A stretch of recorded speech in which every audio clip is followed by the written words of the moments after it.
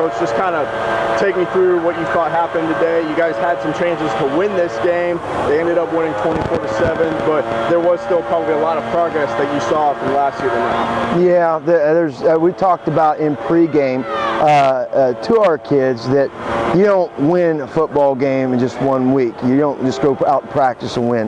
That doesn't happen unless you're extremely talented. It takes years, a year at least, to start winning football games. And I think you saw that a little bit with our performance tonight. With that being said, our program's in a situation right now where moral victories aren't enough. We got to win a football game. I think our kids practiced and we prepped our kids well enough to win that football game. I was disappointed that we did not. I felt like you could go back and there was 4 times we had and 10 penalties on first down, putting us in 1st and 20 that were drive killers. It was very difficult to call plays in those situations. Then defensively, we gave up 3 plays that were either set up a score or were a score. You take those elements out of the football game, it could be very, very different. I was also disappointed with our kids in some regards of being able to finish a full 4 quarters of football with some of our kids in cramping situations that you do deal with early in the season, but there's too much of it tonight. Yeah. You did mention the penalty yards. You had 95 penalty yards. Is that more a mark on your team maybe lacks a little discipline, or is it just kind of week one? I think it's week one and a little bit of our timing on the perimeter. If I'm right, I have to go back and check, but all of those were in our perimeter scheme blocking on run plays. One of those penalties specifically was when an interior run play with a penalty on the perimeter, and it's just very disappointing. So we got to look at those things, whether it's a timing issue of our receivers being too early in a block, too late in a block, or hitting an incorrect shoulder. The first big play you guys had, or the biggest play of the game you guys had, was Keenan Dodd's 70-yard touchdown run. Just take me through what that play was, what you saw on it, what worked, and how that maybe encapsulates what you're expecting out of Keenan Dodd throughout the entire year. Well, it was a play we had set up for him, a perimeter sweep. Those type sweeps are good for him.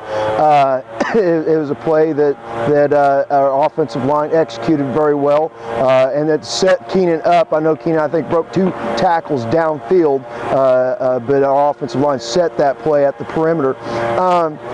We were very fortunate to have Keenan Dodd as our quarterback. He's a unique runner. He is very difficult to tackle. He has a nice blend of speed and power and agility, and we will ride that throughout the season. Obviously, and we did get into situations where we were throwing the football when we didn't want to be throwing the football, which is never what you want. We do need to get better in the passing game, be able to complete passes in those specific situations. I think obviously the biggest swing point in this game was the missed field goal, just like a yard shy of the crossbar. Then the very next play, they hump it out for 80 yards. Yeah, and it was something. First thing is we're very fortunate to have the kicker that we have, just a sophomore right now. He's going to have a lot of attempts in his future. With kicking the ball from where, I think if I'm right, it was a 37-yard field, something like that. 45, holy cow. Which is outside of his typical make range. But when we kick that, we get a touchback situation where they get the ball on the 20-yard line. So it's good for us.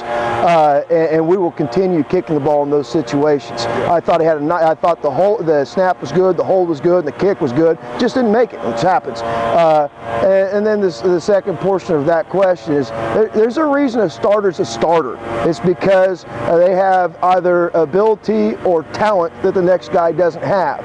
And when we don't have those guys on the field, there's going to be a little bit of a drop-off in play.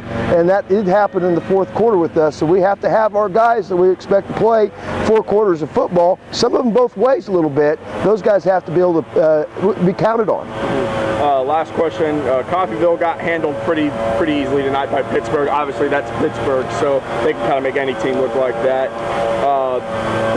What's the next step for this team going into week 2? Oh, the very same thing. We're going to worry about ourselves. Obviously, we'll have game plans and schematics for that team, but it's a faceless opponent that we're looking to beat next Friday night.